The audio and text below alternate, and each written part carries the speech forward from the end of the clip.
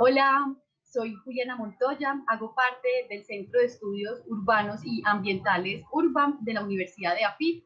Hoy queremos compartirles esta pregunta de cómo aprendemos de la naturaleza de las ciudades. Pero para comenzar, quisiera contarles qué es URBAM. Pues si pensamos un poco en los retos urbanos, ambientales y sociales que afectan a las ciudades y las poblaciones del país y que lo hemos visto tan evidente en esta pandemia, pues justamente estas problemáticas en las que hemos investigado y trabajando a través de la Universidad EAFIT ha sido pues como el foco del Centro de Estudios Urbanos y Ambientales URBAM desde hace 10 años, en donde intentamos comprender, prevenir e intervenir esos problemas urbanos y ambientales con sus respectivos impactos en la sociedad.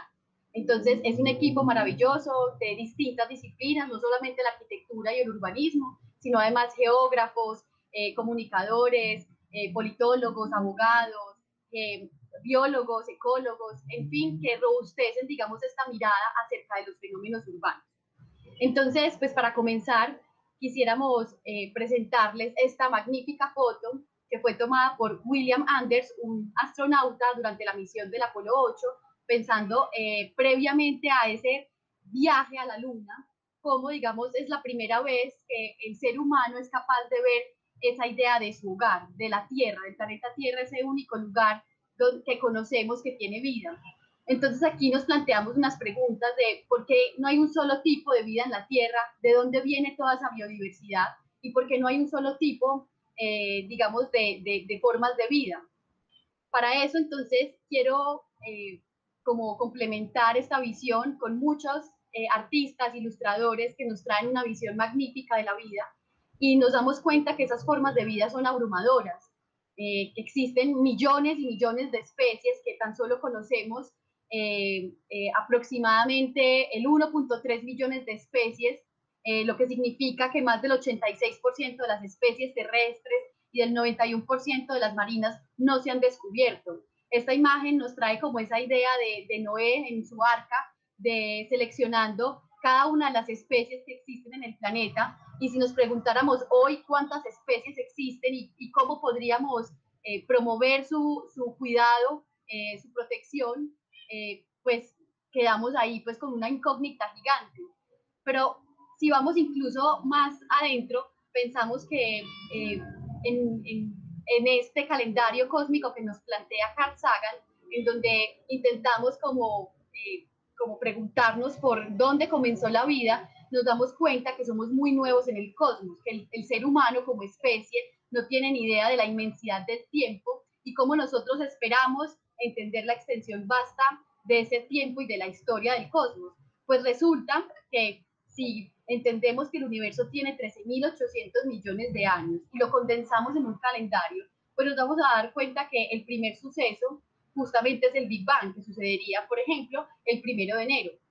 Pero si seguimos como toda la historia del universo y nos damos cuenta que apenas los 14 segundos antes de que sea año nuevo en diciembre es lo que se ha registrado como la historia de la humanidad. O sea que somos simplemente un pestañeo en la historia del universo y en la historia de la vida. Eso es importante para poder entender esa diversidad.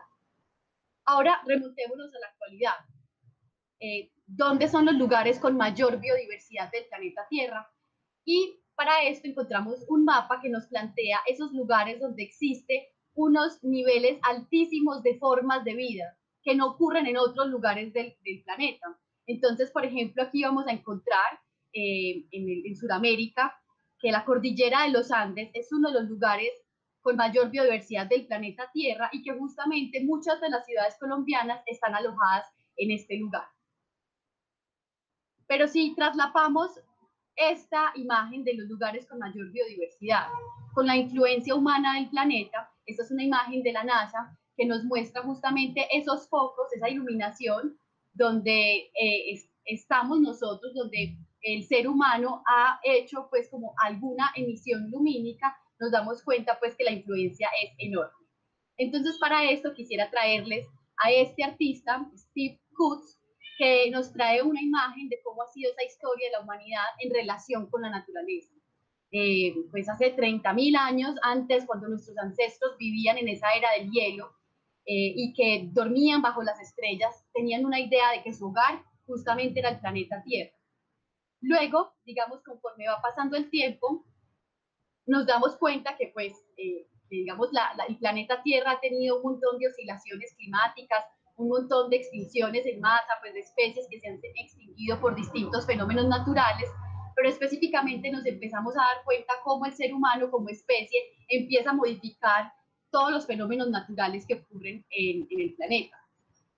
Nos empezamos a dar cuenta que esa forma de habitar, esa forma de relacionarnos con el ambiente, con la naturaleza, termina siendo muy utilitaria en la mayoría de los casos. Empezamos a modificar muchos de los ecosistemas de los que hacemos parte para finalmente llegar a un escenario en el que estamos homogeneizando, es decir, como volviendo de manera igual como todos los ecosistemas, ¿cierto? Simplemente para pensar en que lo necesitamos utilizar.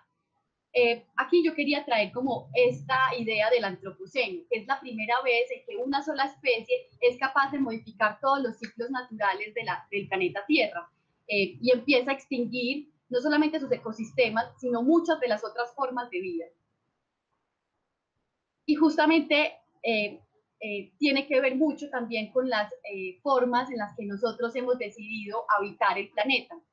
Aquí una imagen de Hong Kong, de esa densidad, de esa sobrepoblación, de cómo los paisajes urbanos representan el 4% de la superficie terrestre y genera una demanda por más del 75% de todos los recursos naturales.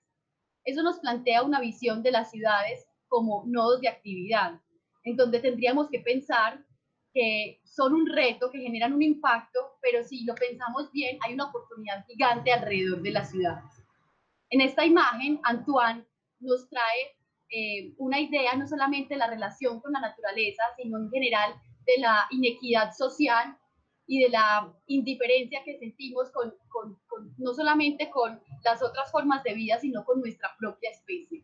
Entonces aquí quisiéramos pensar en esa idea del futuro de las metrópolis y realmente cómo hay una oportunidad gigante para actuar en ellas. Justamente esta idea del ecosistema urbano. Como cualquier especie, nosotros hemos configurado nuestro hábitat y las ciudades también son socioecosistemas, en donde habilitamos y permitimos la configuración de otras formas de vida y condiciones para esa supervivencia de ellas. Ahora remontémonos a Colombia. Pues resulta que Colombia, siendo menos del 1% de la superficie terrestre, pues imagínense que es cerca del 10% de las especies del mundo. Es decir, que un territorio tan pequeño en comparación con muchos otros países, pues da un 10% de especies en el mundo. Eso es una diversidad gigante de formas de vida. Aquí algunos valores interesantes. El mapa que ven de Colombia con colores justamente es el mapa de ecosistemas continentales de Colombia. Tenemos más de 80 tipos de ecosistemas generales, pero más de 8.000 ecosistemas específicos. Si cada vez hacemos como un zoom y nos adentramos como a la diversidad de Colombia, vamos a encontrar un nivel de complejidad gigante de formas de vida. Somos número 1 en aves y orquídeas, número 2 en plantas, anfibios, mariposas, peces, dulceacuícolas, tercero en palmas y reptiles y cuarto en mamíferos. Eso nos plantea unos retos gigantes, pero también unas oportunidades gigantes de que no solamente tenemos tipos de ecosistemas, sino que esas ciudades en donde, digamos, se han asentado en diferentes lugares de Colombia representan una oportunidad y deberíamos tener tipos de ecosistemas que correspondan a ecosistemas marino-costeros, isleños, fluvio-lacustres, de montaña, en fin. La naturaleza de las ciudades justamente muestra que hay más de 85 tipos de ecosistemas generales y que justamente esos asentamientos humanos plantean un llamado a liderar, impulsar y gestionar a través de modelos de ciudad acordes a su biodiversidad, como lo vemos en esta imagen. Ciudades, digamos que sobre todo corresponden a esa gran biodiversidad que debería ser reconocida para Colombia. Entonces, finalmente, preguntémonos cómo aprendemos de esa naturaleza de las ciudades. Algunas ideas inspiradoras, remontándonos a uno de los naturalistas y expedicionarios más apasionantes que hemos tenido, Alexander von Humboldt, nos muestra justamente ese vínculo directo que hay entre el arte y la ciencia, las emociones y la pasión que nos suscitan la naturaleza, que deberían ser representados en todos nuestros hábitos de vida. El trópico andino en el que nosotros estamos ubicados. Algunas imágenes de algunos arquitectos, como un grupo que se llama Archigram, que existió en los 60 y que intentaba poner una postura crítica frente a cómo deberían ser esos modos de vida y esos espacios que diseñamos para los humanos. Aquí dos imágenes de lo que pareciera ser un paisaje, pero que realmente, digamos, al interior de esto se especula que hay un desarrollo, digamos, de la humanidad al interior de eso. Buscar nuevas soluciones y modelos conceptuales desarrollándose en ese futuro de la sociedad en equilibrio con la naturaleza. Y aquí alguien pues que es demasiado inspirador, Underwasser, austriaco, nos presenta esa teoría de las pieles, reconocer la epidermis, la ropa, la casa, el entorno, la identidad, la familia, como parte del diseño que tendríamos que comenzar a liderar en las ciudades.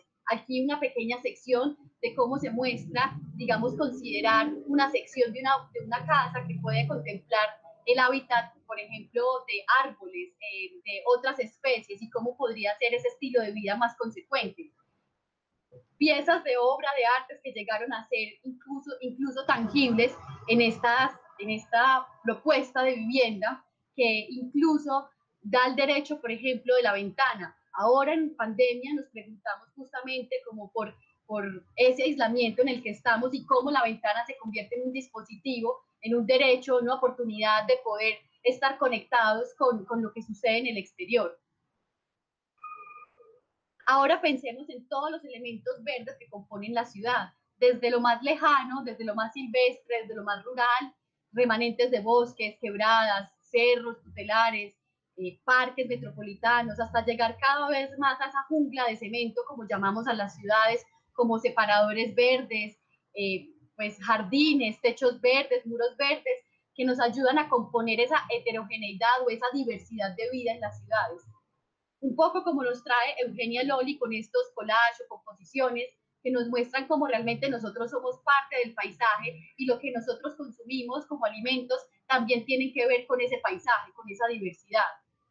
Y que más allá de los espacios físicos, de la infraestructura, del cemento, de lo duro de las ciudades, realmente estamos todo el tiempo compuestos por un montón de hábitos, de interacciones, de formas de vida, del contacto con las otras personas, que hacen que las interacciones en las ciudades sean un punto importante para restablecer en ese balance de la relación con la naturaleza. Finalmente, quería pues como terminar esta exposición contándoles que las ciudades son lugares críticos donde se están tomando decisiones importantes para el desarrollo humano y la equidad social y la equidad ambiental, en donde nosotros podríamos considerar el diseño urbano como parte de esa idea de aprender de la naturaleza de las ciudades y cómo si pensamos en gestionar el hábitat podemos encontrar no solamente la empatía con las otras formas de vida como son la biodiversidad, sino también con nuestra propia especie. Gracias.